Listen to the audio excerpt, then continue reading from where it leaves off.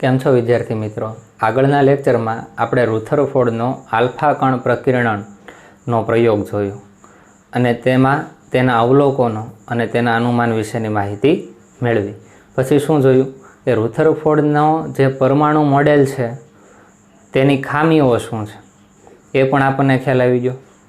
મેક્સવેલે શું આપ્યું હતું એની ખામીઓ વિશેની વાત કરી. હવે જો આગળ વધીએ આપણે રુથરફોર્ડના પરમાણુ નમૂના ઉપરથી આપણને શું શું ખ્યાલ આવ્યો તો રુથરફોર્ડે કંઈક એવું કીધું કે પરમાણુ છે એના સેન્ટરમાં ધન વીજભાર રહેલો હોય છે જેને તેણે કેન્દ્ર તરીકે નામ આપી દીધું અને કેન્દ્રની ફરતે શું ફરતા હોય ચોક્કસ પ્રકારની ગતિ કરતા હોય કોણ હશે? ઇલેક્ટ્રોન હોય છે. બીજું એણે શું કીધું હતું જો તેમાં એણે વેલ્યુ આપી હતી કે પરમાણુની ત્રિજ્યા અને તેના કેન્દ્રની ત્રિજ્યા શું હોય તો આપણે લખીએ જો એણે શું કીધું હતું? એક પરમાણુની ત્રિજ્યા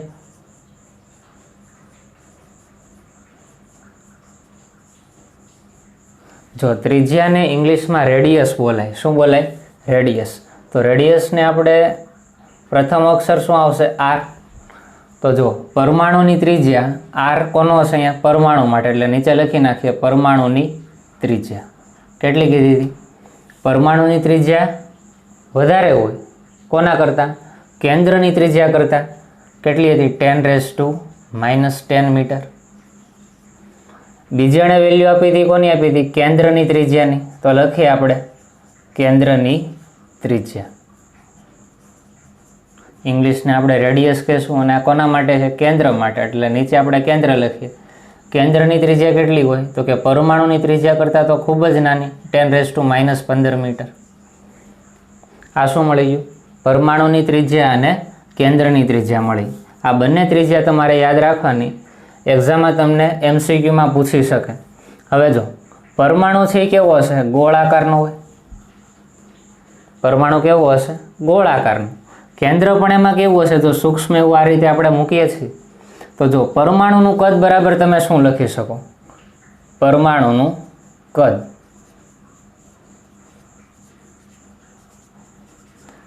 તમે 10મા ધોરણની અંદર ગણિતમાં ભણી ગયા છો. ક્ષેત્રફળ કદ એ કઈ રીતે મેળવાય? જો પરમાણુ છે એ ગોળાકારનો છે તો પરમાણુના કદને આપણે ઇંગ્લિશમાં શું કહીએ છીએ? વોલ્યુમ. કોના માટેની વાત છે? પરમાણુ. એટલે નીચે આપણે પરમાણુ લખી નાખીએ. તો એનું સૂત્ર શું થાય? જુઓ તો પરમાણુના કદનું સૂત્ર થાય 4/3 πr³. આ યાદ છે? ધોરણ 10ની અંદર આવી ગયું છે. કોઈ પણ પરમાણુ હોય અથવા તો ગોળ આકાર હોય. કેવો હોય? ગોળ. તેનું કદ અથવા તો ક્ષેત્રફળ શું બોલો છો? 4/3 πr³. હવે જો પરમાણુનું કદ તમને શું મળે? આપણે વેલ્યુ મૂકી દઈએ. આરની વેલ્યુ તમને ખબર છે 4/3 પાય. આરની વેલ્યુ કેટલી છે? આર એટલે શું થાય તો કે પરમાણુની ત્રિજ્યા. પરમાણુની ત્રિજ્યા કેટલી આપી? 10⁻10. એનો શું આવશે? ઘન. એટલે શું મળી ગયું? જુઓ તો 4/3 પાય ઇન્ટુ 10 શું થઈ જાય? -30 લખાય. -10 × 3 એટલે કેટલી થઈ જશે? 10⁻30 ઘાત. આગળ વધીએ જો એવી જ રીતે આપણે લખીએ કેન્દ્રનું કદ. કેન્દ્રનું કદ વોલ્યુમ ઓફ કોનું લેશું આપણે? કેન્દ્ર. તો કેન્દ્રનું કદ બરાબર એ સૂત્ર શું લખી શકાય? 4/3 πr³. તો મૂકી આપણે વેલ્યુ 4/3 પાય. આર એટલે શું છે કે કેન્દ્રની ત્રિજ્યા. કેન્દ્રની ત્રિજ્યા કેટલી આપી છે? 10⁻15. તો મૂકી દઈએ 10⁻15 ઘાત એનો ઘન. તો જો શું આવશે? 4/3 પાય શું થઈ જાય? 10⁻15 × 3 45 એટલે -45 આવશે. આ તમને શું મળી ગઈ? કેન્દ્રનું કદ અને પરમાણુના કદ વિશેની માહિતી મળી ગઈ. હવે એક કામ કરીએ, બંનેનો ગુણોત્તર લઈએ. તો લખીએ ગુણોત્તર લેતા એક કામ કરીએ. જો ને એકમ પણ મૂકી દઈએ. અહીંયા મીટર છે તો આનો ઘન થયો તો મીટરનો ઘન થશે એટલે અહીંયા એકમ શું આવશે? મીટર². અહીંયા એકમ શું આવશે? મીટર³. આ ખ્યાલ આવે છે ને? જો આ આર છે નો ઘન છે એટલે આર એટલે શું? ત્રિજ્યાનો ઘન એટલે એકમનો સાથે ઘન લખવો પડે. તો આ બે વેલ્યુ તમને મળી. બંનેના ગુણોત્તર લઈએ એટલે કે પરમાણુના કદ ભાંગ્યા કેન્દ્રનું કદ લઈએ. ગુણોત્તર એટલે શું છે?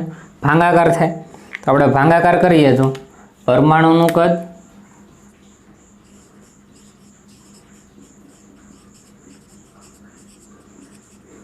ભાંગ્યા શું આવશે? કેન્દ્રનું કદ. પરમાણુનું કદ શું મળ્યું જુઓ તો 4/3 પાઈ ઇન્ટુ 10⁻³ મીટર ક્યુબ. છેદમાં શું આવશે? કેન્દ્રનું કદ. કેન્દ્રના કદની વેલ્યુ પણ મૂકી દઈએ 4/3 પાઈ ઇન્ટુ 10⁻³ કેટલા છે? 45 મીટર ક્યુબ. જે ઉડતું હોય એને આપણે ઉડાડી દઈએ. જો અંશ અને છેદમાં જે સમાન તમને જે દેખાય છે ઉડશે. અહીંયાથી 4/3 અહીંયાથી પાઈ પાઈ જશે, મીટર ક્યુબ જશે. હજુ શું? 10⁻³ છેદમાં 10⁻45. 10⁻45 ઉપર આવે એટલે શું થાય? જો 10⁻³ તો છે જ, -45 ઉપર આવે એટલે કેવા થઈ જશે? +45. તો શું આવ્યું? જો તો 10⁻³ + 45 એટલે શું થાય? 10ની કેટલી ઘાત આવશે? 15 ઘાત આવશે. તો જો તમને શું મળ્યું? પરમાણુનું કદ છેદમાં કેન્દ્રનું કદ એની વેલ્યુ કેટલી મળી? 10⁻15 ઘાત. તો જોઈએ માટે પરમાણુનું કદ છેદમાં શું આવશે? કેન્દ્રનું કદ. આન્સર શું આવ્યો? 10⁻15. એક કામ કરીએ, કેન્દ્રનું કદ છે ને આ સાઈડ લઈ જઈએ એટલે કેમ આવશે? ગુણાકારમાં આવશે. અહીંયા ભાગાકારમાં છે, બરાબરની આ સાઈડ જાય એટલે ગુણાકારમાં આવે. માટે શું લખી શકાય? જો પરમાણુનું કદ બરાબર 10⁻15 ઘાત તો અહીંયા છે. આ ભાગાકારમાં છે, આની સાથે કેમ આવશે? ગુણાકારમાં. એટલે કે ઇન્ટુ શું થઈ જશે? કેન્દ્રનું કદ. તો જો તમને એક નવી માહિતી મળી કે પરમાણુનું કદ એ કેન્દ્રના કદ કરતાં 10⁻15 ઘાત જેટલું મોટું હોય. તો MCQમાં તમને આ પ્રશ્ન પૂછાઈ શકે. શું મળ્યું તમને? પરમાણુનું કદ એ કેન્દ્રના કદ કરતાં 10⁻15 ઘાત જેટલું કેવું હશે? વધારે જોવા મળે છે. અથવા તો બીજી રીતે બોલાય કે કેન્દ્રનું કદ છે આ 10⁻15 આ સાઈડ લઈએ તો કેવા આવશે? છેદમાં આવશે.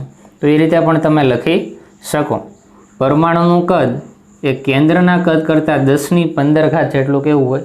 મોટું જોવા મળે છે. તમને ખ્યાલ જ છે, જો પરમાણુ કદનું કદ છે એ મોટું જ હોય. કોની સાપેક્ષમાં? કેન્દ્રની સાપેક્ષમાં. તો આ વાત થઈ પરમાણુના કદ અને કેન્દ્રના કદ વચ્ચેનો સંબંધ.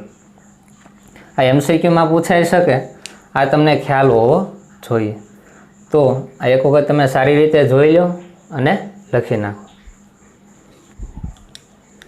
આમાં એક લાઈન લખી નાખજો. શું લખી શકાય? જો પરમાણુનું કદ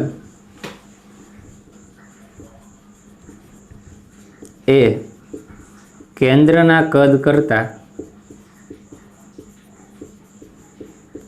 10⁻15 ઘાત જેટલું કેવું હોય છે? વધુ હોય છે. અહીં શું લખી નખાય? 10⁻15 ઘાત ગણું વધુ હોય છે. હવે આપણે આગળ વધીએ. હવે નવો ટોપિક જોઈએ. જો ઘણી વખત તમને એવા પ્રશ્નો પૂછાય છે કે પરમાણુનું જે કેન્દ્ર છે એની ત્રિજ્યા શું હોય? કોઈ પણ એક્ઝામ્પલ આપી દે કે કોઈ એક પરમાણુ આપી દીધો. એક્ઝામ્પલ તરીકે હું એલ્યુમિનિયમ તમને આપું છું અને પ્રશ્ન પૂછે કે એલ્યુમિનિયમ પરમાણુ છે તેનું જે કેન્દ્ર છે એની ત્રિજ્યા ખાલી જગ્યા હોય. 4 ઓપ્શન આપી દે. હવે જો કોઈ પણ પરમાણુના કેન્દ્રની ત્રિજ્યા મેળવવી હોય તો એના માટેનું એક સૂત્ર છે. એ સૂત્ર હું તમને લખાવું છું. એ સૂત્રના આધારે તમને કોઈ પણ પરમાણુ આપેલો હોય તો તેના કેન્દ્રની ત્રિજ્યા તમે ઇઝીલી મેળવી શકશો. જો કેન્દ્રની ત્રિજ્યા મેળવવા માટેનું સૂત્ર શું થાય? જો તેનું સૂત્ર છે કે R = R0 × A એની 1/3 ઘાત. આ શું એનું એક સૂત્ર થઈ ગયું. અથવા તો તમે આનું ઘનમૂળ પણ બોલી શકો. આને શું બોલાય? 1/3 અહીંયા જે કિંમત હોય એનું શું લેવાનું? આ ઘનમૂળ છે, જ્યાં આર બરાબર શું થાય? પરમાણુના કેન્દ્રની ત્રિજ્યા છે. R0 શું છે? અચળાંક, કે જેની ફિક્સ વેલ્યુ હોય કેટલી છે? 4/3 ગુણ્યા 10⁻13 સેન્ટીમીટર. એ શું છે? પરમાણવીય દળ, જે તમને આવડે છે. તો આ સૂત્રની મદદથી કોઈ પણ પરમાણુ તમને આપ્યો હોય તેની શું મેળવી શકો? તમે ત્રિજ્યા મેળવી શકો. એક એક્ઝામ્પલ આપણે જોઈએ, જો વધારે ક્લિયર થાય આ સૂત્ર. તમને એવો પ્રશ્ન પૂછે કે એલ્યુમિનિયમના કેન્દ્રની ત્રિજ્યા ખાલી જગ્યા હોય. શું પ્રશ્ન પૂછી દીધો? એલ્યુમિનિયમનો પરમાણુ આપી દીધો, ના કેન્દ્રની ત્રિજ્યા ખાલી જગ્યા હોય. તો સૂત્ર તમારી પાસે છે તે મૂકી દઈએ. જો શું થાય?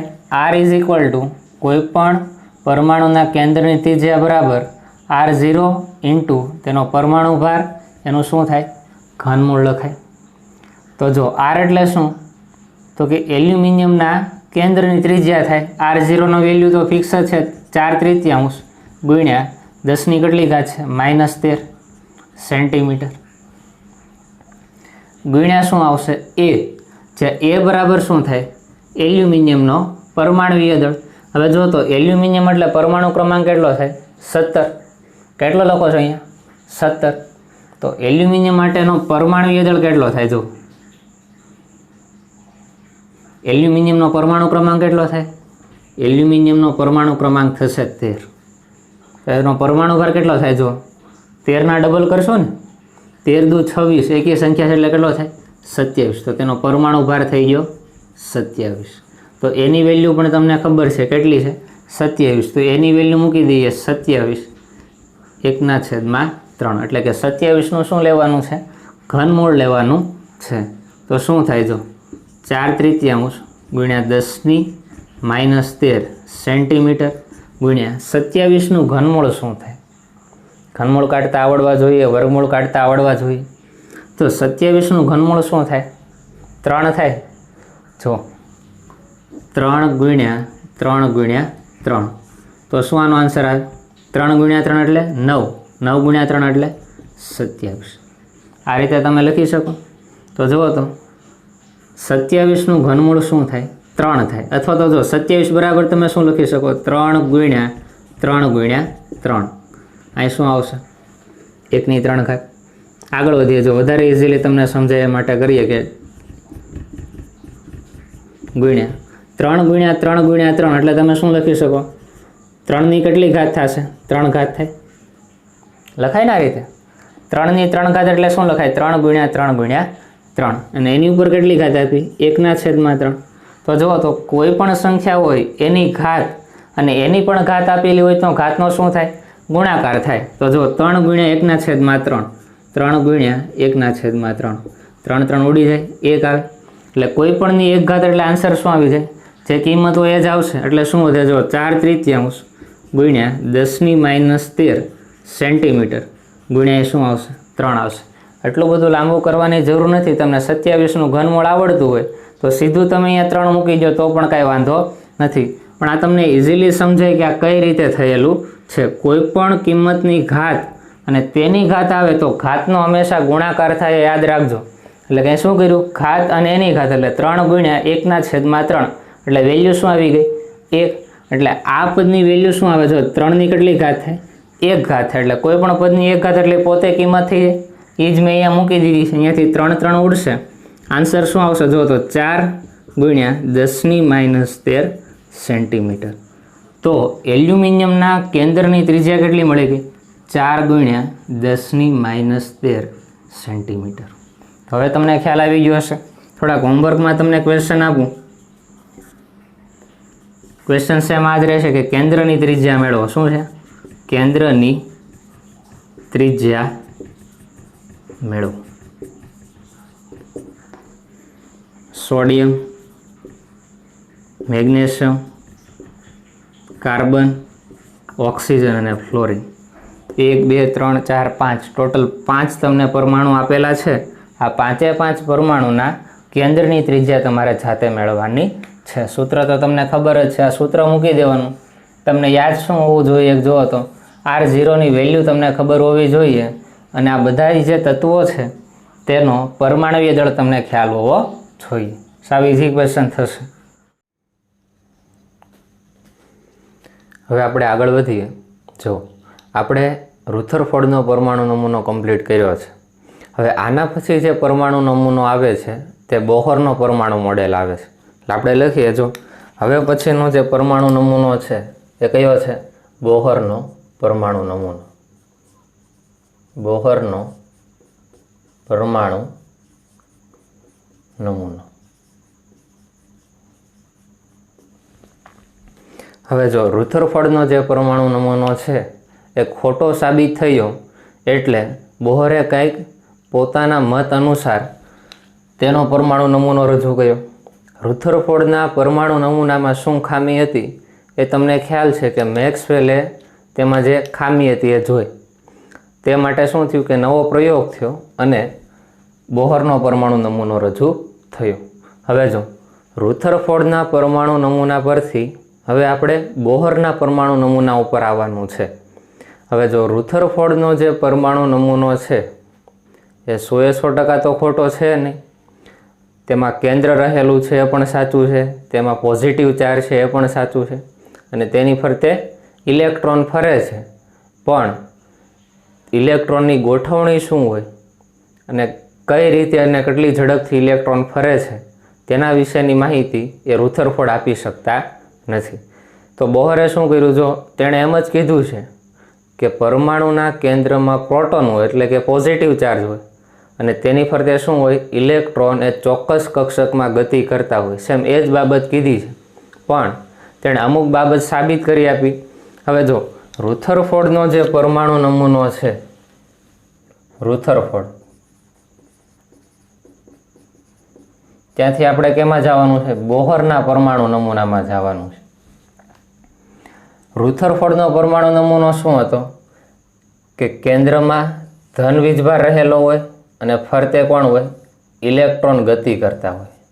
આ રીતે આ કહીએ છીએ ફરતા કોણ હશે? ઇલેક્ટ્રોન કન્ટિન્યુ ગતિ કરતા હોય છે. સેમ બોહરે એ જ કીધું છે. જો સેન્ટરમાં શું હોય? પ્રોટોન એટલે કે પોઝિટિવ ચાર્જ અને એની ફરતે કોણ હોય? ઇલેક્ટ્રોન એ ચોક્કસ કક્ષકમાં શું કરતા હોય? આ રીતે ગતિ કરતા હોય. તો બોહરના પરમાણુ નમૂનાને સાબિત કરવા તો બોહરના પરમાણુ નમૂનાએ કયો કોન્સેપ્ટનો ઉપયોગ કરી અને તેનો પરમાણુ નમૂનો રજૂ કર્યો? તો જો બોહરે શું કર્યું? આપણે બોહરની વાત કરીએ. બોહરે દ્રવ્ય અને વિકિરણ વચ્ચેની પારસ્પરિક ક્રિયાઓ જોઈ. કોઈ પણ એક દ્રવ્ય હોય, માનો કે ઘન પ્રવાહી વાયુ, આ શું છે? દ્રવ્ય છે. જ્યારે તેની ઉપર વિકિરણ આપાત કરવામાં આવે તો આની વચ્ચે કંઈક શું થાય? પારસ્પરિક આંતરક્રિયા થાય. એટલે કે જ્યારે દ્રવ્ય ઉપર વિકિરણ આપાત થાય છે ત્યારે જે ક્રિયા થાય તેના આધારે એને શું મળ્યું? તો કે તેમાં રહેલા અણુ અને પરમાણુના બંધારણ વિશેની માહિતી મળી.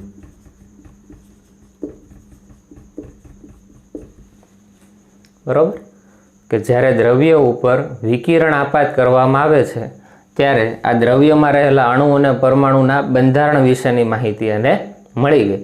આ બંધારણનો ઉપયોગ કરીને તેણે પરમાણુનો શું આપી દીધો? નમૂનો આપી દીધો. બીજો એણે શું ઉપયોગ કર્યો? જો બીજો એણે કયા કોન્સેપ્ટનો ઉપયોગ કર્યો છે? તો કે વિદ્યુત ચુંબકીય વિકિરણનો દ્વૈત સ્વભાવ. દ્વૈત એટલે શું? બે બોલાય તો બે સ્વભાવ હશે. વિદ્યુત ચુંબકીય વિકિરણ એ કણ સ્વરૂપે પણ વર્તતો હોય અને તરંગ સ્વરૂપે પણ વર્તે છે. એક આ પદ્ધતિનો ઉપયોગ કર્યો અને બીજો પરમાણવીય વર્ણપટ. આ બે બાબતનો ઉપયોગ કરીને બોહરે તેનો પરમાણુ મોડેલ રજૂ કર્યો. આ બે કોન્સેપ્ટ નવા એડ થયા. શરૂઆતમાં આપણે રુથરફોર્ડનો પરમાણુ નમૂનો જોઈએ છીએ, ત્યાંથી આપણે બોહરના પરમાણુ નમૂનામાં આવીએ તો એમાં મોડિફાઈ શું થયું અને બોહરે શું ઉપયોગ કર્યો એવો તમને પ્રશ્ન પૂછે તો શું કહેશો કે જ્યારે દ્રવ્ય અને વિકિરણ વચ્ચે આંતરક્રિયા થાય છે ત્યારે અણુ અને પરમાણુના બંધારણ વિશેની માહિતી મળે છે. અને બીજું શું તો કે તેને વિદ્યુત ચુંબકીય વિકિરણનો દ્વૈત સ્વભાવ એટલે કે એનો કણ સ્વભાવ અને તરંગ સ્વભાવ તેનો ઉપયોગ કર્યો અને પરમાણવીય વર્ણપટના આધારે બોહરનો પરમાણુ મોડેલ રજૂ થયું.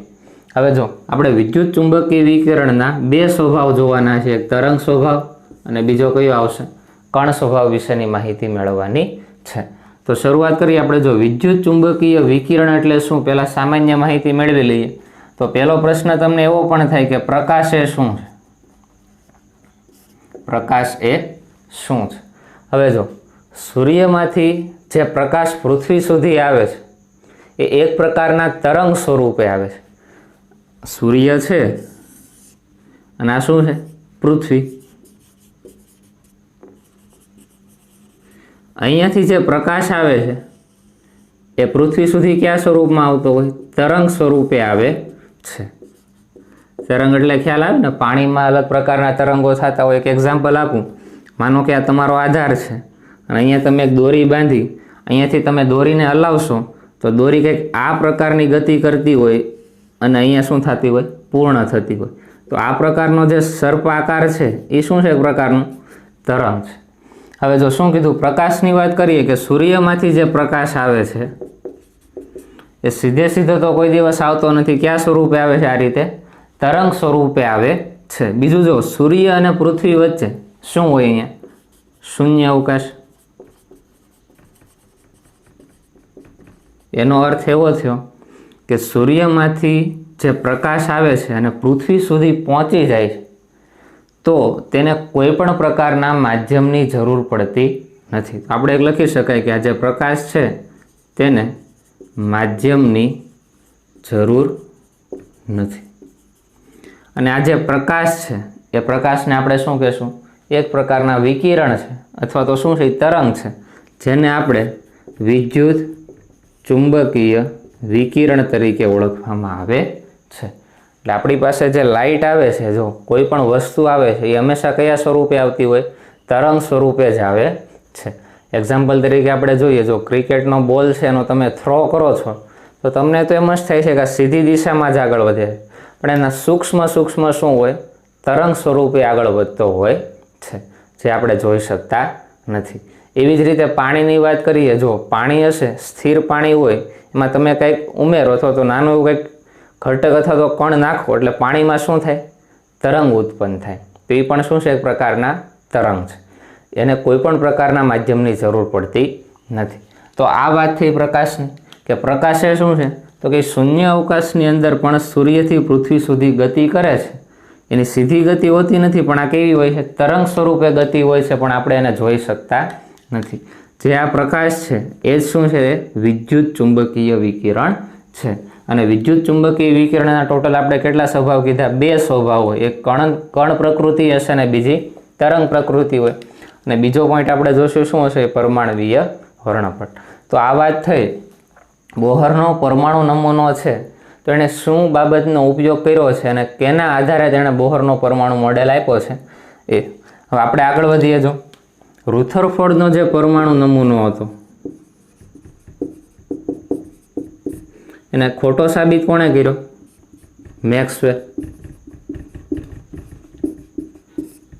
હવે જો મેક્સવેલે શું કર્યું?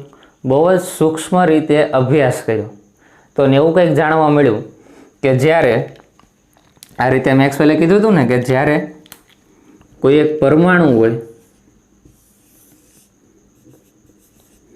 તેની ફરતે ઇલેક્ટ્રોન છે એ ગતિ કરતો હોય, આ પરમાણુનું કેન્દ્ર અને એની ચોક્કસ કક્ષકમાં ઇલેક્ટ્રોન જ્યારે ગતિ કરતો હોય ત્યારે તેમાંથી ક્રમશઃ શું મુક્ત થાય છે?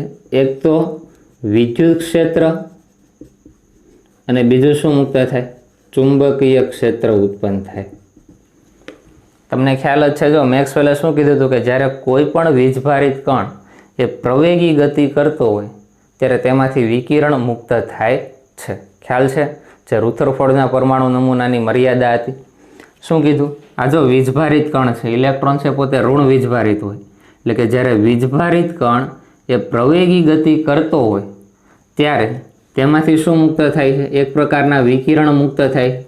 તેમાંથી એકાંતરે વિદ્યુતીય ક્ષેત્ર અને ચુંબકીય ક્ષેત્ર ઉત્પન્ન થાય. એકાંતરે એટલે શું? કે પહેલાં વિદ્યુત ક્ષેત્ર ઉત્પન્ન થાય, પાછું ચુંબકીય ક્ષેત્ર, પાછું વિદ્યુતીય ક્ષેત્ર, પાછું ચુંબકીય ક્ષેત્ર, એવું એકાંતરે ઉત્પન્ન થતું હોય. આજે એકાંતરે વિદ્યુતીય ક્ષેત્ર અને ચુંબકીય ક્ષેત્ર ઉત્પન્ન થાય છે એ બીજું કાંઈ નથી. તે શું છે? તેના વિદ્યુત ચુંબકીય વિકિરણ છે. હવે તમને ખ્યાલ આવી ગયો છે કે વિદ્યુત ચુંબકીય વિકિરણ એ શું છે? તો કે કોઈ વીજભારિત કણ પ્રવેગી ગતિ કરતો હોય ત્યારે તેમાંથી કંઈક વિકિરણ મુક્ત થાય છે. વિકિરણ કોણ છે? તો કે વિદ્યુત ચુંબકીય વિકિરણ છે. અને વધારે ડિટેલમાં તેને અભ્યાસ કર્યો તો વિદ્યુત ચુંબકીય વિકિરણમાં એકાંતરે વિદ્યુત ક્ષેત્ર ઉત્પન્ન થતું હોય અને એકાંતરે ચુંબકીય ક્ષેત્ર ઉત્પન્ન થાય છે. આ વાત થઈ વિદ્યુત ચુંબકીય વિકિરણ. આ જ્યારે અભ્યાસ શરૂ થયો, જે 19મી સદીની વાત છે, ત્યારે એવો ખ્યાલ આવ્યો કે આ જે વિકિરણ ઉત્પન્ન થાય છે એ તરંગ સ્વરૂપે છે. કયા સ્વરૂપે છે? તરંગ સ્વરૂપે. એની આગળ જ્યારે ન્યૂટને અભ્યાસ કર્યો છે ત્યારે એણે એવું સાબિત કર્યું છે કે પ્રકાશ છે એ કણ પ્રકૃતિ પણ ધરાવે છે. પ્રકાશ આપણા ફેસ ઉપર અથવા તો આપણા શરીર ઉપર આવે છે, તેમાં સૂક્ષ્મ સૂક્ષ્મ પ્રકારના શું હોય? કણ પણ જોવા મળે છે. આ કણ કયા સ્વરૂપે હોય છે એની સાબિતી આપણે પછી જોશું. પ્રથમ આપણે જે જોવાનું છે તે વિદ્યુત ચુંબકીય વિકિરણનો તરંગ સ્વભાવ જોવાનો છે. તો આપણે સ્ટાર્ટ કરીએ. જો વિદ્યુત ચુંબકીય વિકિરણનો જે દ્વિજ સ્વભાવ છે એમાં પહેલો સ્વભાવ જોશું એ તરંગ સ્વભાવ જોશું, પછી કયો સ્વભાવ જોશું? કણ સ્વભાવ. ત્યાર પછી તેનો પરમાણવીય વર્ણપટ જોશું. આ બે કોન્સેપ્ટનો ઉપયોગ કરીને બોહરે તેનો પરમાણુ મોડેલ રજૂ કર્યો છે. એટલે આ બે કોન્સેપ્ટ તમને ખ્યાલ હશે તો તેનો પરમાણુ નમૂનો ઇઝીલી યાદ રહેશે. હવે આપણે આગળ વધીએ.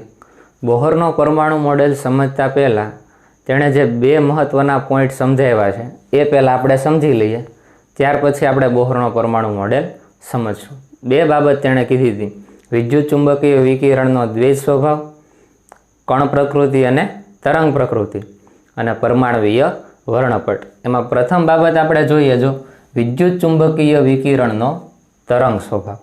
હવે જો મેક્સવેલે જે વિકિરણ વિશેનો અભ્યાસ કર્યો તો તેમાં એણે શું કીધું છે કે જ્યારે કોઈ પણ વીજભારિત કણ છે એ પ્રવેગી ગતિ કરતો હોય ત્યારે તેમાંથી કંઈક વિદ્યુતીય ક્ષેત્ર અને ચુંબકીય ક્ષેત્ર ઉત્પન્ન થાય છે. અને કયા સ્વરૂપમાં હોય છે? તો કે તરંગ સ્વરૂપમાં જોવા મળે છે. તો કયા રીતના વિદ્યુત ચુંબકીય વિકિરણનો તરંગ સ્વભાવ હોય આપણે જોઈએ. જો એના માટે આપણે રચના બનાવીએ. આ રીતે આપણે એક આધાર લઈએ અથવા તો કોઈ પણ એક અક્ષ લઈ લઈએ અને આધારી લઈએ કે તરંગની ગતિની દિશા છે, તરંગની દિશા, અથવા તો બોલાય તરંગના પ્રસરણની દિશા.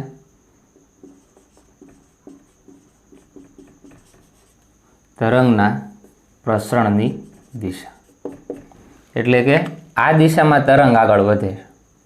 હવે જો કોઈ પણ વીજભારિત કણ હશે તો તેમાંથી બે ક્ષેત્રો ઉત્પન્ન થવાના છે, એક તો વિદ્યુત ક્ષેત્ર અને બીજું ચુંબકીય ક્ષેત્ર. તો કઈ રીતે થાય છે આપણે જોઈએ. જો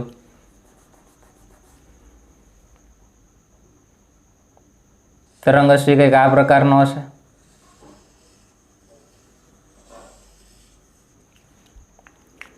એક વિદ્યુતીય ક્ષેત્ર છે જ્યારે બીજું કયું છે? ચુંબકીય ક્ષેત્ર. તો બીજું લખીએ આપણે ચુંબકીય ક્ષેત્ર.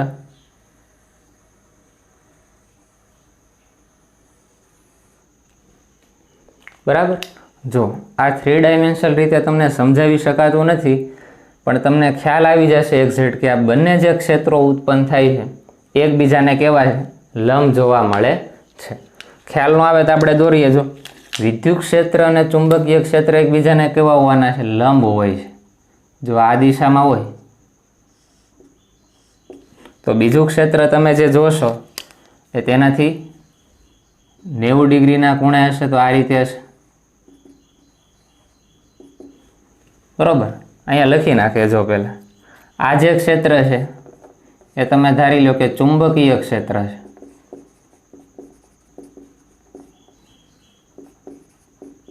એને આ રીતે સંજ્ઞા દ્વારા દર્શાવે. અને બીજું જે ક્ષેત્ર છે એ કયું થઈ જશે? વિદ્યુતીય ક્ષેત્ર.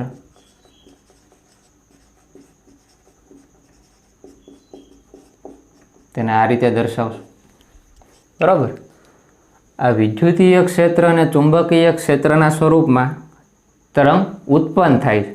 અને તરંગના શું છે? આ પ્રસરણની દિશા, કે આ સાઈડ તરંગ આગળ વધે છે. આપણે જોઈએ પછી. જો એવી જ રીતે અહીંયા પણ તમે લખી શકો છો. આ વધારે તમને ખ્યાલ આવશે કે એકબીજાને લંબ છે એ કઈ રીતે છે. તો આ રીતે તમે લાઈન દોરશો તો વધારે ક્લિયર થાય. જો 90 ડિગ્રીના ખૂણે હોય બધાય.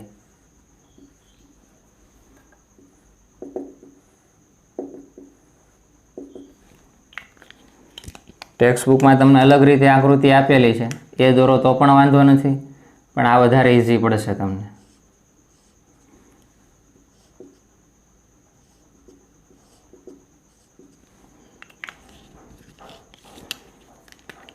જો આ એકબીજાને કેવા હોય? 90 ડિગ્રીના ખૂણે હોય. આની વચ્ચે કેટલાનો ખૂણો બનતો હોય? 90 નો.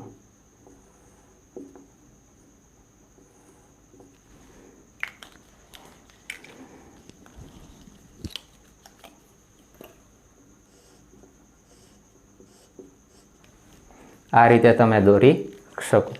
હવે જો આમાંથી શું તમને ખબર પડે છે કે કોઈ એક સ્થાન હોય અથવા તો કોઈ એક અહીંયા શું હોય? વીજભારિત કણ હોય, એ કન્ટિન્યુ ગતિ કરતો હોય, તો આ દિશામાં શું થવાનું છે? તરંગો ઉત્પન્ન થશે.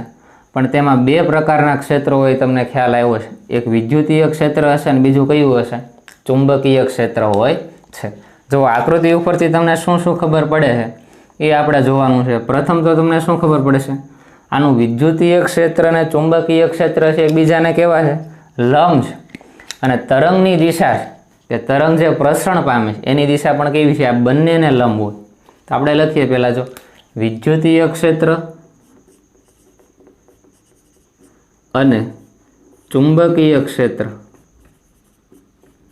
કેવા છે? એકબીજાને લંબ હોય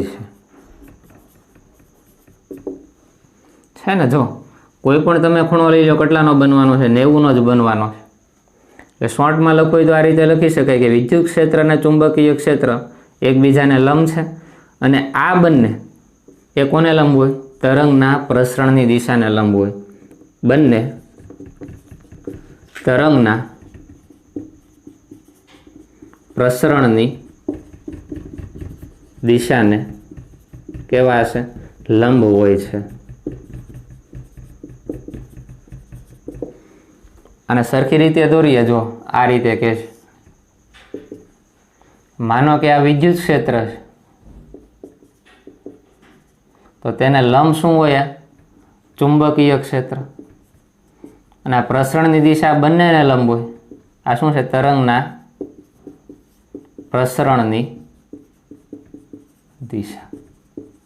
ત્રણે ત્રણ એકબીજાને કેવા સ્વરૂપે હોય? લંબ સ્વરૂપે જોવા મળે છે. હવે જો કઈ રીતે આ થાય છે? માનો કે વિદ્યુત ક્ષેત્ર આ રીતે તરંગ સ્વરૂપે હોય તો ચુંબકીય ક્ષેત્ર કઈ રીતે હશે? આ રીતે હોય. અને આ બંનેની દિશાને લંબ શું હોય? તેના તરંગના પ્રસરણની દિશા. તો આ પહેલો ગુણધર્મ અથવા તો માહિતી થઈ ગઈ કે વિદ્યુત ચુંબકીય વિકિરણ, તેમાં વિદ્યુત ક્ષેત્ર અને ચુંબકીય ક્ષેત્ર એકબીજાને કેવા હોય છે? લંબ હોય. અને આ બંને ક્ષેત્રો એ તરંગના પ્રસરણની દિશાને પણ કેવા જોવા મળે છે? લંબ જોવા મળે છે. હવે જો આ પોઈન્ટને શોર્ટમાં લખો તો તમે શું લખી શકો કે વિદ્યુત ક્ષેત્ર ગણિતી સ્વરૂપમાં લખીએ એ ચુંબકીય ક્ષેત્રને કેવા હોય? લંબ હોય. અને આ બંને ક્ષેત્રો છે એ તરંગના પ્રસરણની દિશાને કેવા છે? લંબ જોવા મળે છે. તો આ પહેલી બાબત થઈ ગઈ. બીજો પોઈન્ટ આપણે જોઈએ. જો આ જે વિદ્યુત ચુંબકીય વિકિરણ છે તેને માધ્યમની જરૂર પડતી નથી. માધ્યમની જરૂર પડતી નથી. શૂન્ય અવકાશમાં પણ તેનું શું થતું હોય? પ્રસરણ થતું હોય. એક્ઝામ્પલ તરીકે લેવું હોય તો લઈ શકાય અવાજના તરંગો કે જેને માધ્યમની જરૂર પડતી નથી. બીજું આપણે લઈએ કે પાણીના તરંગો, આને પણ માધ્યમની જરૂર પડતી નથી. તો આ બીજો પોઈન્ટ થઈ ગયો કે માધ્યમની જરૂર પડશે નહીં. હવે આ 2 પોઈન્ટ થઈ ગયા. પછી ત્રીજો પોઈન્ટ આપણે જોઈએ. જો વિદ્યુત ચુંબકીય વિકિરણ છે એ ઘણા બધા પ્રકારના હોય. એક્ઝામ્પલ તરીકે જોઈએ કે સૂર્યમાંથી આવતો પ્રકાશ એ પણ એક વિદ્યુત ચુંબકીય તરંગ છે. પછી દ્રશ્ય પ્રકાશ એ પણ એક પ્રકારના વિદ્યુત ચુંબકીય તરંગ છે. ઇન્ફ્રારેડ તરંગો એ પણ શું છે? એક પ્રકારના વિદ્યુત ચુંબકીય તરંગો. એને આપણે શું બોલીએ છીએ? IR. બરાબર. તો અલગ અલગ પ્રકારના શું હોય? તરંગો. વિદ્યુત ચુંબકીય તરંગોના ઘણા પ્રકારો પાડી શકાય. તો આપણે ત્રીજો પોઈન્ટ લખી શકાય કે વિદ્યુત ચુંબકીય તરંગો છે એ ઘણા બધા પ્રકારના હોય. શું લખાય? વિદ્યુત ચુંબકીય તરંગો અથવા વિકિરણ ઘણા પ્રકારના હોય છે. હવે અલગ અલગ પ્રકારના જે વિદ્યુત ચુંબકીય તરંગો છે એને અલગ પાડવા હોય તો એ 2 બાબતથી અલગ પાડી શકાય. પહેલું તો તેની તરંગ લંબાઈથી, જેની સંજ્ઞા શું થાય? લેમ્બડા. અને બીજું છે એની આવૃત્તિ, એની સંજ્ઞા શું કહેશો? ન્યુ. અને વી નહીં બોલવાનું, શું બોલવાનું? ન્યુ. એટલે શું થયો ત્રીજો પોઈન્ટ? વિદ્યુત ચુંબકીય તરંગો એના ઘણા બધા પ્રકાર પડે છે. એ આપણે એક પછી એક જોશું, પણ તેને અલગ પાડવા હોય તો તેની તરંગ લંબાઈ કંઈક અલગ પ્રકારની હોય, આવૃત્તિ શું હોય? અલગ પ્રકાર. જો દ્રશ્ય પ્રકાશ હોય તો તેનો લેમ્બડા અલગ હોય, ન્યુ અલગ હોય. એવી રીતે IR એટલે કે ઇન્ફ્રારેડ તરંગો હોય તો તેના માટે લેમ્બડા કેવો હોય? અલગ હોય. તેની આવૃત્તિ કેવી હોય? અલગ. તો આ બંનેની વેલ્યુ તમને અલગ અલગ ખ્યાલ હોય તો તમને ખબર પડી જાય કે ક્યાં છે ઇન્ફ્રારેડ પ્રકારના હોય, ક્યાં દ્રશ્ય પ્રકાશ હોય, ક્યાં IR પ્રકારના હોય. તો આ વાત થઈ ત્રીજી પોઈન્ટની. બીજું જુઓ, વિદ્યુત ચુંબકીય વિકિરણને સમજવા માટે અમુક પોઈન્ટ તમને ખ્યાલ હોવો જોઈએ. એની શું થઈ જાય? તો કે લાક્ષણિકતા છે. વિદ્યુત ચુંબકીય વિકિરણને સમજવા માટે એના અલગ અલગ પોઈન્ટ તમને ખબર હોવી જોઈએ. એક તો તરંગ લંબાઈ, બીજું શું આવશે? આવૃત્તિ, બીજું શું આવે? તરંગ સંખ્યા. જો આ જે છેલ્લો પોઈન્ટ છે આપણે ડિટેલમાં સમજવાનો છે, એક પછી એક આપણે જોવાના છે. એટલે આ ચોથો પોઈન્ટ ન લખો તો કાંઈ વાંધો નહીં, પણ વિદ્યુત ચુંબકીય વિકિરણ એ કંઈક ચોક્કસ પ્રકારની તરંગ લંબાઈ ધરાવતો, એટલે કે આપણે લેમ્બડા વિશેની વાત કરવાની છે.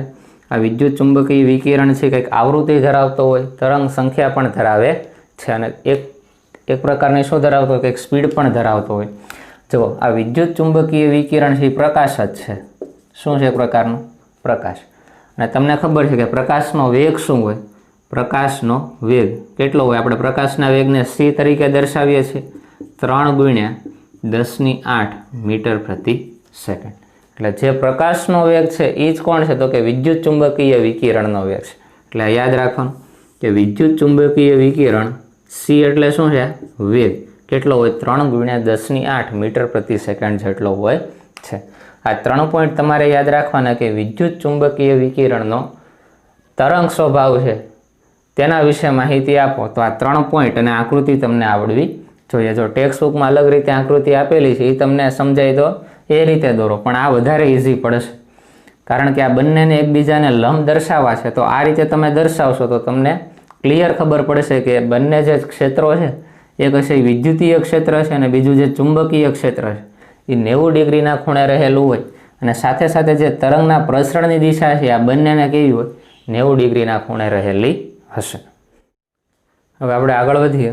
જો નવો પોઈન્ટ છે વિદ્યુત ચુંબકીય વિકિરણની લાક્ષણિકતા. વિદ્યુત ચુંબકીય વિકિરણને દર્શાવવા માટે કોનો ઉપયોગ થાય છે? એમાં પહેલી બાબત છે એ તરંગ લંબાઈ છે.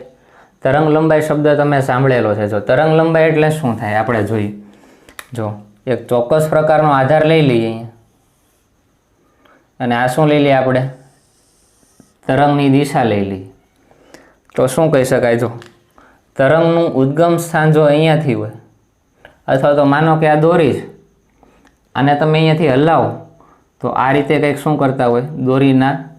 દોરી હશે આ રીતે તરંગ સ્વરૂપે ગતિ કરે, પછી અહીંયાથી પાછું વળે અને આ રીતે શું કરતા હોય?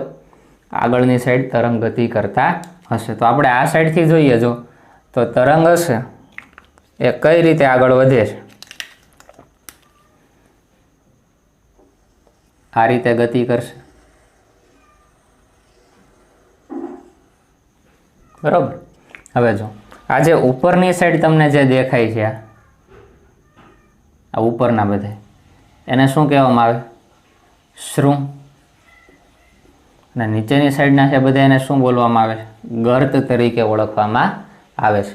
આ જે ઉપરનો એક તરંગ છે અહીંયા પૂરો થયો, એ શૃંગ થયો, પછી અહીંયાથી અહીંયા આવશે એટલે શું થઈ જાય છે?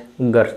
જો આખો એક તરંગ અહીંયા પૂરો થાય, અહીંયાથી શરૂ થયું હોય તો કે એક શૃંગ અને એક ગર્ત, બરાબર. એક શૃંગ અને એક ગર્ત. અહીંયા શું થતો હોય? એક તરંગ પૂરો થાય છે. આ કેટલા તરંગ થઈ ગયા? એક તરંગ છે એમ કહેવાય, બરાબર. આ તમને ક્લિયર હોવું જોઈએ. આ સામાન્ય એની આકૃતિ થઈ. આ શું છે? તરંગ છે. ઉપરની સાઈડનો સી શૃંગ કહેવાય, નીચેની સાઈડ છે એને શું કહેવાય? ગર્ત તરીકે ઓળખવામાં આવે છે. હવે જો તરંગ લંબાઈ એટલે શું થાય તો એની વ્યાખ્યા આપણે લખીએ, બે ક્રમિક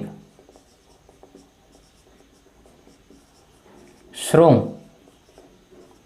અથવા તો ગર્ત વચ્ચેની લંબાઈને શું કહેવામાં આવે છે? તરંગ લંબાઈ તરીકે ઓળખવામાં આવે છે. બે ક્રમિક શૃંગ અથવા તો બે ક્રમિક ગર્ત વચ્ચેની લંબાઈ, એને શું કહેવામાં આવે છે?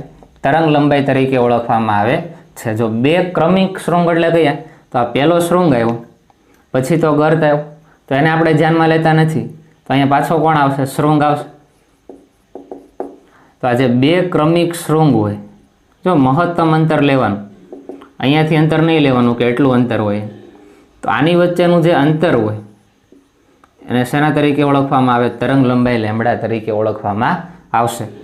ગર્ત માટે જોઈએ, જો બે ક્રમિક ગર્ત એટલે કે અહીંયાથી અહીંયા સુધીનું અંતર, એને પણ આપણે તરંગ લંબાઈ તરીકે ઓળખીએ છીએ. તેની વ્યાખ્યા શું થઈ જશે? બે ક્રમિક શૃંગ અથવા બે ક્રમિક ગર્ત. આ પણ શું છે? ગર્ત. વચ્ચેનું જે અંતર હોય તેને તરંગ લંબાઈ તરીકે ઓળખવામાં આવે છે. એની સંજ્ઞા શું થાય? જો સંજ્ઞા આપણે લખીએ છીએ લેમ્બડા. બીજું જો એના એકમો વિશેની માહિતી મેળવી. એકમ શું આવે? જો તો આ બે ક્રમિક શૃંગ વચ્ચેનું આ અંતર છે, તો અંતરને તમે શું કહેશો? અંતર માટે એસઆઈ એકમ શું છે? મીટર. વચ્ચેની લંબાઈને અથવા તો વચ્ચેના અહીં શું બોલી શકાય? અંતરને તરંગ લંબાઈ તરીકે ઓળખવામાં આવે છે. એટલે કે તરંગ લંબાઈનો એકમ હશે તમને કેમાં જોવા મળશે? મીટરમાં જોવા મળે, ઘણી વખત એંગસ્ટ્રોંગમાં જોવા મળે, નેનોમીટરમાં જોવા મળે. તો અલગ અલગ જેના નાના એકમો છે આપણે લખીએ. જો એક એંગસ્ટ્રોંગ એટલે શું થાય? 10⁻⁻10 મીટર, બરોબર. એક નેનોમીટર બરાબર શું લખો છો? 10⁻⁹ મીટર. એક પાઇકોમીટર બરાબર શું લખાય? 10⁻12 મીટર. એક ફર્મીમીટર બરાબર શું લખો છો? 10⁻15 મીટર. હું અહીંયા કાંઈ કરતો નથી. જો એફ એટલે 10⁻15 થાય, પાઇકો એટલે 10⁻12 થાય, એન એટલે 10⁻9 થાય. મીટર તો બે સાઈડ કોમન જ છે. તો આ રીતે તરંગ લંબાઈના અલગ અલગ એકમો છે. મોસ્ટ ઓફલી તમને નેનોમીટર અને એંગસ્ટ્રોંગમાં તરંગ લંબાઈ જોવા મળશે. ઘણી વખત મીટરમાં પણ પૂછી શકે. તો આ વાત થઈ તરંગ લંબાઈની. શું કહેશો? બે ક્રમિક ગર્ત અથવા તો બે ક્રમિક શૃંગ વચ્ચેનું અંતર એને તેના શેના તરીકે ઓળખવામાં આવશે? તરંગ લંબાઈ તરીકે ઓળખવામાં આવે છે. હવે એના પછી બીજો પોઈન્ટ જોઈએ. જો તરંગ લંબાઈ પછી આવશે આવૃત્તિ. આવૃત્તિ એટલે શું? લખીએ. જો 1 સેકન્ડમાં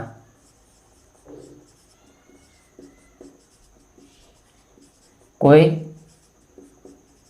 એક બિંદુમાંથી પસાર થતા તરંગની સંખ્યાને શું કહેવામાં આવે છે? આવૃત્તિ કહેવામાં આવે છે, બરોબર. સાવ ઇઝી વ્યાખ્યા છે. માનો કે કોઈ એક આ બિંદુ છે, આમાંથી 1 સેકન્ડમાં કેટલા તરંગ પસાર થયા, અહીંયાથી 1 સેકન્ડમાં જેટલા તરંગ પસાર થાય તેની સંખ્યાને શું કહેવામાં આવે? તેની આવૃત્તિ કહેવામાં આવે. વધારે ઇઝીલી તમારે સમજવું હોય તો કઈ રીતે સમજાય? જો આ એક સર્કલ છે, બરાબર, અને આ સ્થળે તમે બેઠા છો અહીંયાથી કોઈ એક પદાર્થ ગતિ કરે છે આ રીતે, તો તમે અહીંયા અવલોકન કરો છો કે આ બિંદુ આગળ આ પદાર્થ કેટલી વખત નીકળે છે? 1 સેકન્ડમાં. બરાબર, 1 સેકન્ડમાં આ જે કોઈ પણ પદાર્થ અથવા તો કોઈ પણ વાહન છે તો 1 સેકન્ડમાં અહીંયાથી કેટલી વાર પસાર થયું? માનો કે 5 વાર, તો તેની આવૃત્તિ કેટલી થઈ જાય? 5. એટલે કોઈ પણ એક ફિક્સ બિંદુએથી 1 સેકન્ડમાં કેટલી વાર ત્યાંથી નીકળે છે તેની સંખ્યા એ શું થઈ ગઈ? તેની આવૃત્તિ તરીકે ઓળખવામાં આવે. એટલે શું કીધું? 1 સેકન્ડમાં કોઈ એક ચોક્કસ બિંદુ હોય ત્યાંથી કેટલા તરંગ પસાર થયા એ તરંગની સંખ્યાને તેની શું કહેવામાં આવે? આવૃત્તિ તરીકે ઓળખવામાં આવે. અથવા તો જો બીજી રીતે લખવું હોય તો શું લખાય? 1 સેકન્ડમાં છે એટલે આમ પણ લખી શકો, પ્રતિ સેકન્ડ બિંદુમાંથી પસાર થતા તરંગની સંખ્યાને શું કહેવામાં આવે છે? આવૃત્તિ તરીકે ઓળખવામાં આવે છે. હવે જો આનો એકમ શું થાય? એકમ શું લખીએ છીએ આનો? જો આ રીતે લખીએ છીએ, જો આ વી નો કહેતા આ શું છે? અને ન્યૂ બોલાય. બરાબર, આવૃત્તિનો એકમ શું થાય? ન્યૂ તરીકે દર્શાવવામાં આવે છે. બીજું જોઈએ, જો આને આપણે શું કહીશું? સંજ્ઞા. હવે જો આપણે એની સંજ્ઞા જોઈએ તો સંજ્ઞા શું થાય? આને વી નથી બોલવાનું, આને શું બોલાય? ન્યૂ બોલાય. એકમ જોઈએ, એકમ શું થશે? જો 1 સેકન્ડમાં કોઈ એક બિંદુમાંથી પસાર થતા તરંગની સંખ્યા, તો આપણે શું કહેતા હતા? પ્રતિ સેકન્ડ. એનો મિનિંગ એમ છે કે આનો એકમ આવશે શું આવશે? પ્રતિ સેકન્ડ, એટલે કે 1/સેકન્ડ. એટલે આને બીજી રીતે લખવું શું લખાય? સેકન્ડ ઉપર જાય તો આપણે આને બીજી રીતે લખીએ કે સેકન્ડ ઇનવર્સ પણ બોલે. બરાબર, અથવા તો તેને બોલવું હોય શું બોલે? હર્ટ્ઝ પણ બોલી શકો. કારણ કે શું? જો હર્ટ્ઝ એટલે શું છે? 1 ચક્ર પ્રતિ સેકન્ડ. થઈ ગયું ને? જો આનો એકમ શું થાય? 1 ચક્ર ફરે છે 1 સેકન્ડ પ્રતિ સેકન્ડમાં, છેદમાં સેકન્ડ ઇનવર્સ જ છે. હવે જો આના અલગ અલગ એકમો જોઈએ, તમને કીધું હોય કે 1 મેગાહર્ટ્ઝ બરાબર ખાલી જગ્યા થાય, 1 કિલોહર્ટ્ઝ બરાબર ખાલી જગ્યા થાય, એવી રીતે 1 મિલીહર્ટ્ઝ બરાબર ખાલી જગ્યા થાય અને 1 માઇક્રોહર્ટ્ઝ બરાબર ખાલી જગ્યા થાય. આ એકમો તમને ખ્યાલ હોવા જોઈએ. જો મેગા એટલે તમે શું બોલશો? 10⁻12, 10⁻6 હર્ટ્ઝ. કિલો એટલે 10⁻3 હર્ટ્ઝ, તો અહીં એમને રાખીએ છીએ. મિલી એટલે 10⁻³ હર્ટ્ઝ. માઇક્રો એટલે 10⁻⁻6 હર્ટ્ઝ. તો આવૃત્તિના જે એકમો હોય એ કેમાં હોય? હર્ટ્ઝમાં લેવામાં આવે. અને હર્ટ્ઝ એટલે શું છે? હર્ટ્ઝ એટલે શું છે? કે કોઈ પણ એક ચક્ર પૂરું થાય 1 સેકન્ડમાં પૂરો થતા ચક્રની સંખ્યા, અથવા તો એને શું કહેવાય? સેકન્ડ ઇનવર્સ તરીકે ઓળખી શકો. એટલે કે આવૃત્તિનો એકમ આવશે ક્યાં હશે? તો કે હર્ટ્ઝ બોલો અથવા તો સેકન્ડ ઇનવર્સ બોલવામાં આવે છે. હવે આપણે ત્રીજું જોઈએ. જો ત્રીજું આવશે તરંગ સંખ્યા. તરંગ સંખ્યા એને ન્યૂ બાર દ્વારા દર્શાવવામાં આવે. તો તરંગ સંખ્યાની વ્યાખ્યા શું થાય? સાવ ઈઝી છે. જો તરંગ સંખ્યા સૂત્ર લખું છું, એના ઉપરથી તમારે વ્યાખ્યા જાતે બનાવવાની. તરંગ સંખ્યા એ તરંગ લંબાઈના કેવા પ્રમાણમાં હોય? વ્યસ્ત પ્રમાણમાં જોવા મળે છે. બરાબર, તો તમે શું લખી શકો? તરંગ લંબાઈના વ્યસ્તને તરંગ સંખ્યા તરીકે ઓળખવામાં આવે. તરંગ સંખ્યાની વ્યાખ્યા શું થઈ જાય? તરંગ લંબાઈ છે એ છેદમાં છે એટલે વ્યસ્ત થઈ જાય. શું લખશો? તરંગ લંબાઈ ના વ્યસ્તને તરંગ સંખ્યા તરીકે ઓળખવામાં આવે. એટલે તરંગ સંખ્યાનું સૂત્ર શું થઈ ગયું? જો તરંગ લંબાઈનું વ્યસ્ત, એની સંજ્ઞા આપણે શું લખી? ન્યૂ બાર. કઈ રીતે બોલશો આને? ન્યૂ બાર તરીકે દર્શાવવામાં આવે છે. એકમ શું થાય? જો હવે જો તરંગ સંખ્યા બરાબર 1/λ થાય તો એનો એકમ લખીએ આપણે. જો 1/λ, એસઆઈ એકમ લેમડાનો શું છે? મીટર. તો જો તો મીટર ઉપર આવે એટલે શું થઈ જાય? Metre inverse. તો એકમ શું મળી ગયો તમને? Metre inverse. બીજા ઘણા બધા એકમ હોય, સેન્ટીમીટર ઇનવર્સ હોય. બરાબર, મીટર ઇનવર્સ લખો, સેન્ટીમીટર ઇનવર્સ લખો, માઇક્રોમીટર ઇનવર્સ લખો. બરાબર, આ રીતે તમે લખી શકો. આ શું થઈ ગયું? તરંગ સંખ્યા. એટલે ઘણી વખત તમને એક્ઝામમાં લેમડા આપી દે અને પ્રશ્ન પૂછે તરંગ સંખ્યા મેળવો, તો માત્ર તમારે તરંગ લંબાઈનું વ્યસ્ત કરી નાખો, એ તમારો શું બની જાય? આન્સર બની જશે. હવે આપણે છેલ્લો પોઈન્ટ જોઈએ. જો ચોથો પોઈન્ટ શું આવશે? તરંગનો વેગ શું હોય? કે તરંગ ગતિ કરતો હોય તો કેટલી સ્પીડે ગતિ કરે છે? વેગને આપણે વેલોસિટી v તરીકે દર્શાવીએ, અથવા તો બીજી રીતે લખીએ તરંગની ગતિ, અથવા તો ઘણી વખત એમ પણ બોલે છે તરંગ લંબાઈ,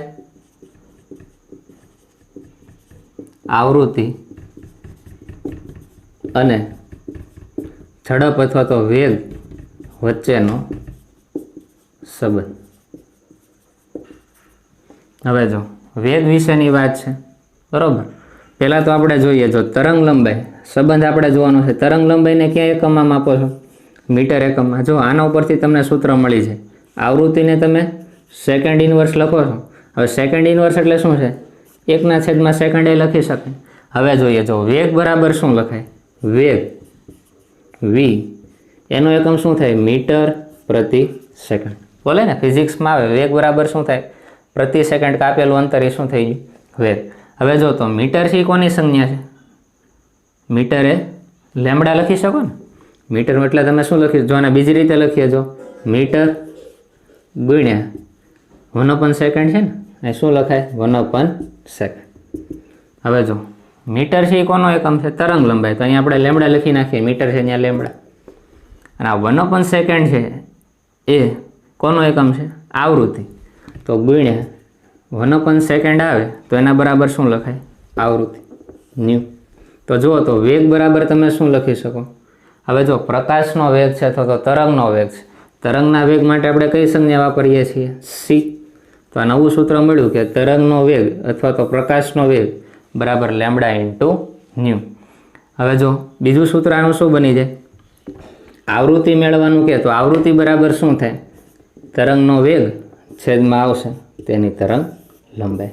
જ્યાં સી બરાબર શું લખાય? પ્રકાશનો વેગ છે એ જ શું છે? તરંગનો વેગ. કેટલી વેલ્યુ છે? 3 × 10⁸ મીટર પ્રતિ સેકન્ડ. તો આ વાત થઈ વેગ વિશેની. એટલે તમારે સીધું આ લખવું હોય તો આમ પણ લખી શકો, તરંગ લંબાઈ, આવૃત્તિ અને વેગ વચ્ચેનો સંબંધ ધરાવતું સૂત્ર. તો આ સૂત્ર થઈ ગયું, બરોબર. આ તરંગનો વેગ, તરંગ લંબાઈ અને આવૃત્તિ વચ્ચે સંબંધ ધરાવતું સૂત્ર છે. આ સૂત્રની મદદથી તમને ઘણા બધા એક્ઝામ્પલ આવડશે. એટલે આ બે સૂત્રો તમને ખ્યાલ હોવા જોઈએ. તો આ વાત થઈ આવૃત્તિની, બરાબર. કોની વાત કરી આપણે? વેગ વિશેની વાત કરી. ટોટલ આપણે જુઓ શું શું વાત કરીએ તો તરંગ લંબાઈ વિશેની વાત કરી, બીજી શું વાત કરી? આવૃત્તિ વિશેની, ત્રીજી તરંગ સંખ્યા, અને છેલ્લે શું આવ્યું? તરંગની ગતિ અથવા તો વેગ, અથવા તરંગ લંબાઈ, આવૃત્તિ અને વેગ વચ્ચેનો સંબંધ. તો આજનો આપણે જે લેક્ચર છે એમાં શું કર્યું હતું? જો રુથરફોર્ડનો જે પરમાણુ મોડેલ હતો એની ખામીઓ શું હતી એ આપણે જોયું. બીજું શું જોયું?